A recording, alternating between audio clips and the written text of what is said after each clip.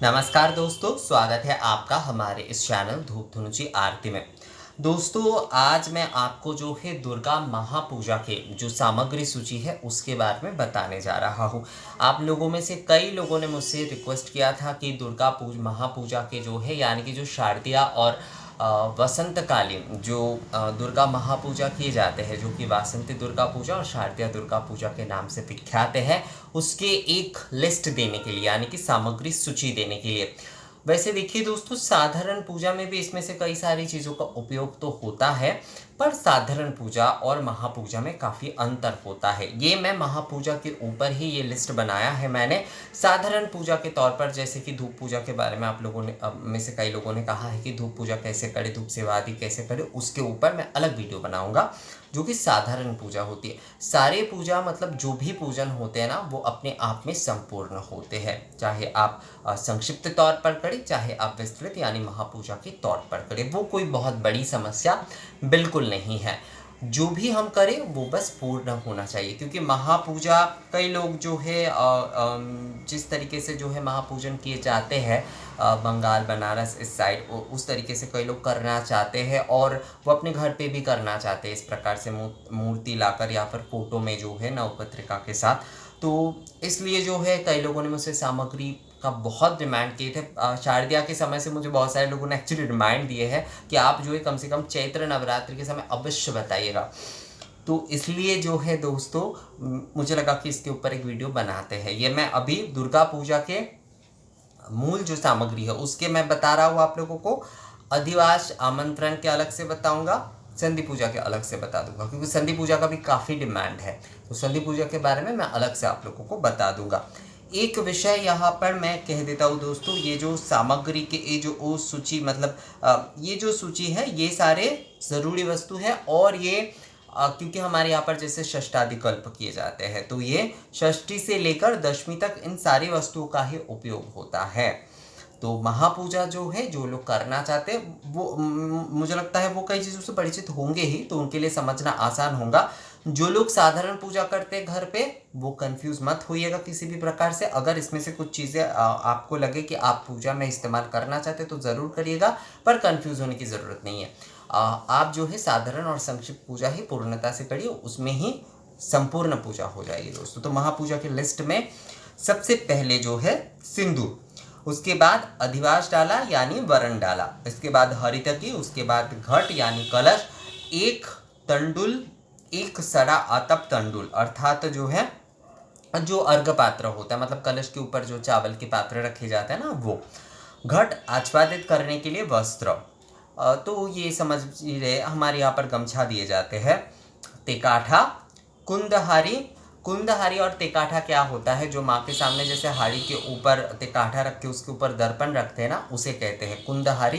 तेकाठा होता है त्रिकोण टाइप का, मतलब बिल्कुल ना ऐसे होता है, ये इस प्रकार का होता है, बिल्कुल इस प्रकार का होता है।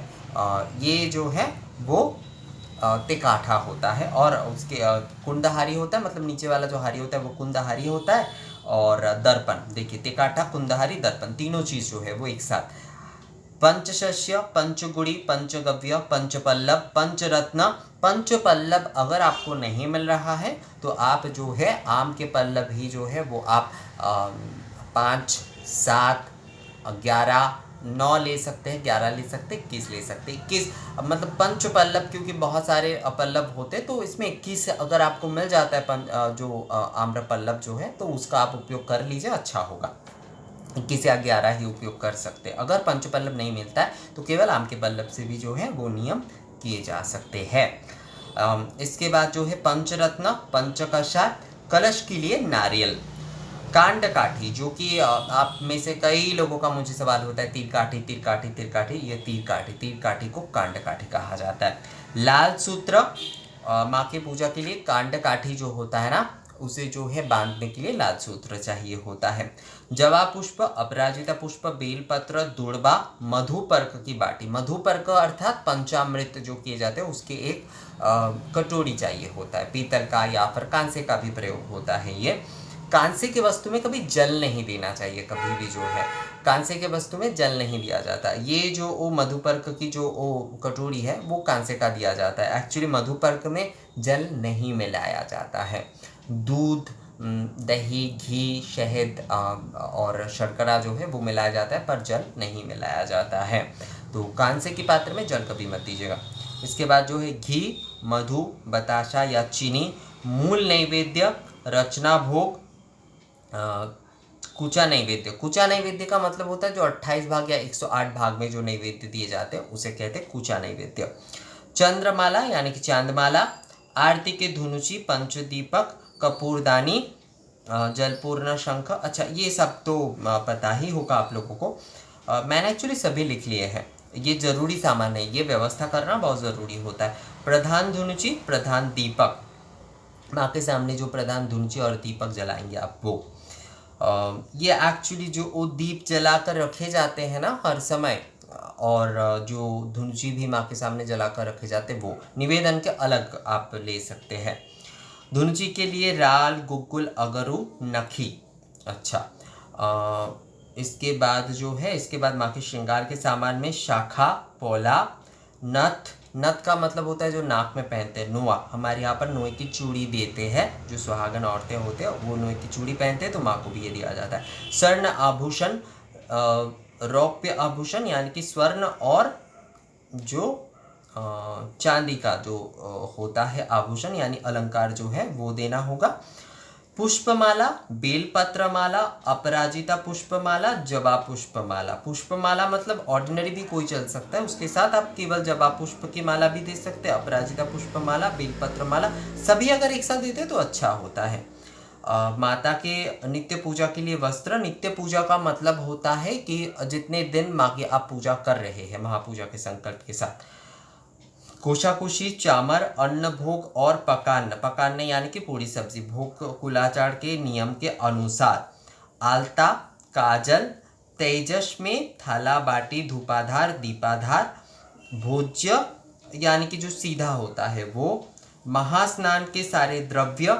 महास्नान के द्रव्य का मतलब होता है अलग अलग जो मिट्टी होता है, अलग अलग जो सरोवर का जल होता है, मतलब महासन के जो भी सारे वस्तु होते हैं वो सारे वस्तु जो है वो उसके व्यवस्था करना एक्चुअली।